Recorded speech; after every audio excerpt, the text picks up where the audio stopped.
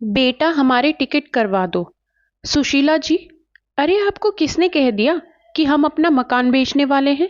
हम अपने बेटे के घर जरूर जा रहे हैं, पर मकान नहीं बेचेंगे। रेणु जी गुस्से में बोली। अरे नहीं बहन, थोड़ी उड़ती उड़ती बातें सुनाई दी कान में, तो मैंने सोचा चलो मिल भी लूं और पूछ भी लूं। नहीं नहीं सुशीला जी, इस घर में पूरी जिंदगी बिता दी, अपनी मेहनत की कमाई से जिसे बनवाया उसको अपने जीते जी नहीं बेचूंगी। राघव के पापा भी यही चाहते हैं। बिजनौर शहर में मकान कुछ ही लोगों का होता है और हमारे कई रिश्तेदार भी यही हैं। यह सब बातें सुन थोड़ी देर में सुशीला जी चाय पीकर चली गई। रात में मोहन जी व रेणु जी सोने के लिए बिस्तर पर लेट गए। मोहन जी करवट बदल रहे थे। रेणु जी बोली, नींद नहीं आ रही क्या? हाँ, अब बेटे ने आकर अपने पास रहने को कह दिया। हम अपना घर छोड़कर रह पाएंगे क्या रेणु? हम लोग क्यों बीमार रहने लगे? देखो रेणु, मैं अपनी दवा कराकर ठीक होते ही अपने घर आ जाऊंगा। दुखी मन से बोले। अरे मोहन जी, आप इतना विचलित क्यों हो रहे हैं? बेटे ने इतने प्यार से टिकट भेजकर बुलाया है तो जाना तो पड़ेगा ना। यही तो, तभी तो मैं भी मना नहीं कर पाया।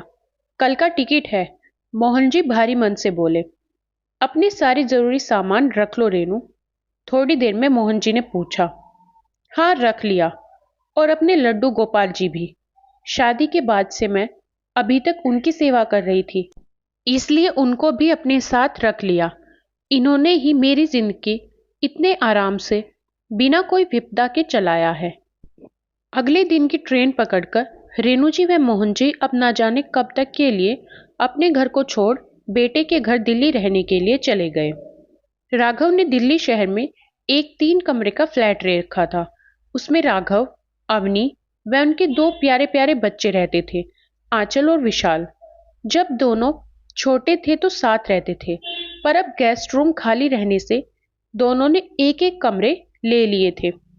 अवनी ने 9 साल की काजल को बोला कि मैंने तुम्हारा सामान अभी भैया के कमरे में शिफ्ट कर दिया है और अब तुम हमारे कमरे में आकर रहना।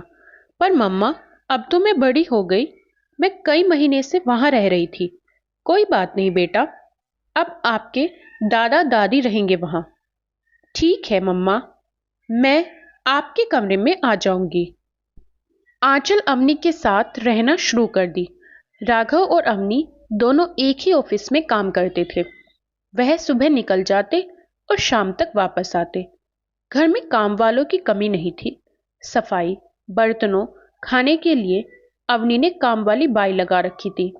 बेटा बहू के ऑफिस जाने से तथा बच्चों के स्कूल चले जाने से मोहन जी व रेणु जी को शुरू शुरू में तो ठीक लगा, पर कुछ दिनों बाद उन्हें अपने पड़ोसियों, घर तथा शहर की बहुत याद आने लगी।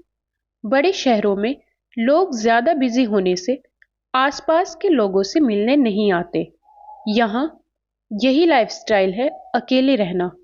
बहुत ही खालीपन लगता था दोनों को। बेटे राघव को कुछ दिनों में उनकी मायूसी का अंदाजा हुआ। उसने बोला, आपकी उम्र के लोग नीचे सोसाइटी में सुबह टहलते हैं, आप लोग भी चले जाया करिए।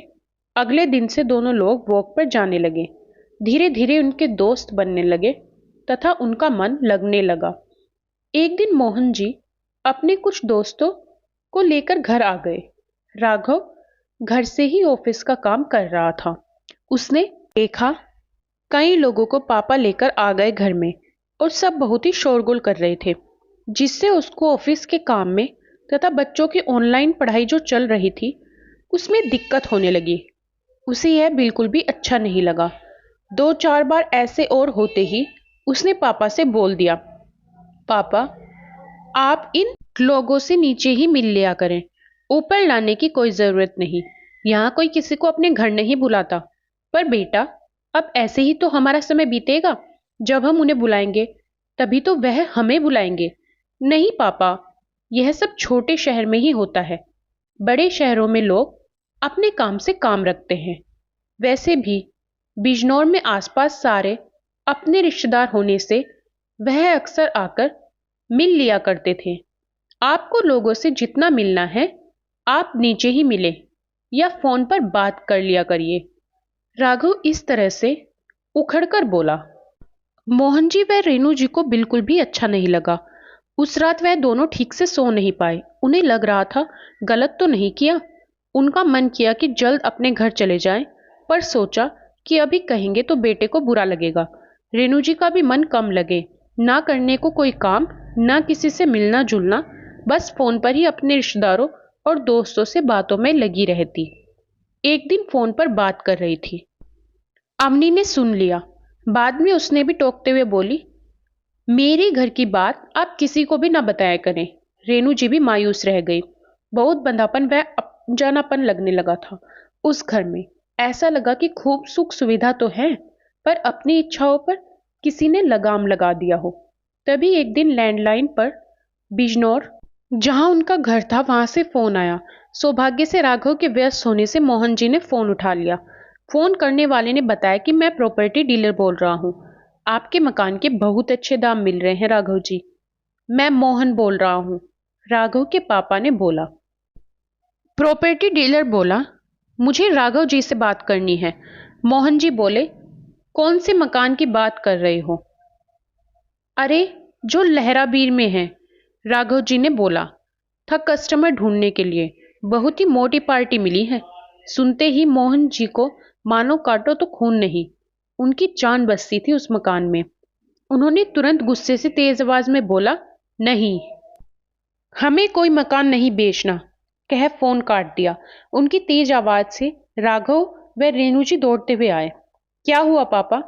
मोहन जी की सांस फूलने लगी। वह वहीं निठाल सोफे पर होकर बैठ गए। बताइए, किसका फोन था पापा? राघव भी घबराहट में प्रश्न पर प्रश्न किए जा रहा था। रेणु जी दौड़ के पानी लेने गई। पानी पीने के बाद मोहन जी ने अपने को संभाला। पापा, कैसी तबीयत है? मोहन जी थोड़ी देर बाद गहरी सांस लेते हुए बोला, मैं बिल्कुल ठीक हूं। पापा, किसका फोन था? प्रॉपर्टी डीलर का। मकान बेचने को तुमने बोला है? मैं अपनी जीते जी उस मकान को नहीं बेच सकता। मुझे अब जाना है अपने घर। बेटा, हमारे टिकट करवा दो। रेणु जी भी बोली, हाँ बेटा, कई महीने हो गए, कुछ दिन वहां पर भी रह आए। तेरे पापा की तबीयत भी दवा से बहुत बेहतर हो गई है। अब हमें जाने दे। राघव ने कहा, आप लोग यही रहिए। नहीं बेटा, फिर आएंगे, अभी हमें जाना है, कह मोहन जी और रेणु जी की आंखों में आंसू आ गए। अरे पापा मम्मी, आप लोग इतने मायूस मत होइए। मैं आज ही आपका टिकट करा देता हूं। मुझे लगा अब हम लोग साथ ही रहेंगे, तो वह मकान बेच दूं। राघव अपनी बात की सफाई देते हुए बोला। मोहन जी फिर गुस्से से बोले, मुझसे पूछे बिना? पापा के इस भाव को देखकर राघव को अपनी गलती का एहसास हुआ। उसने बोला, माफ कर दीजिए पापा, मुझसे गलती हो गई। मोहन जी बोले, वह मेरी और तेरी माँ की खून पसीने की कमाई का बना हमारा एक खूबसूरत सपना है। उसे तुम हमारे मरने के बाद ही बेचना, अभी नहीं। राघव आंखों में आंसू लेकर गिड़गिड़ाते हुए पापा के पैरों में आ गया था। फिर बोला, माफ कर दीजिए पापा, आगे से ऐसी गलती कभी नहीं करूंगा। ठीक है बेटा, पर अभी तो हमें जाना है। हमें अपने घर की याद आ रही है। राघव ने अगले हफ्ते का उनका बिजनौर जाने का टिकट करा दिया। आज बहुत ही खुश थे मोहन जी व रेणु जी अपने घर जाने के एहसास से। वो दिनों फिर से वही, अपनी आज़ादी, अपनी छोटी दुनिया व अपनी कर्मस्थली से जो मिलने वाले थे। चाहे कितने भी ऐशो आराम मिल जाए, पर व्यक्ति तभी सुकून पाता है जब उसे बंदिशों की बेड़ियों से छुटकारा मिलता है। आशा करती हूँ ये कहानी आपको जरूर पसंद आई होगी। कहानी पसंद आए तो वीडियो को लाइक और चैनल को सब्सक्राइब करना मत भूलिएगा। धन्यवाद।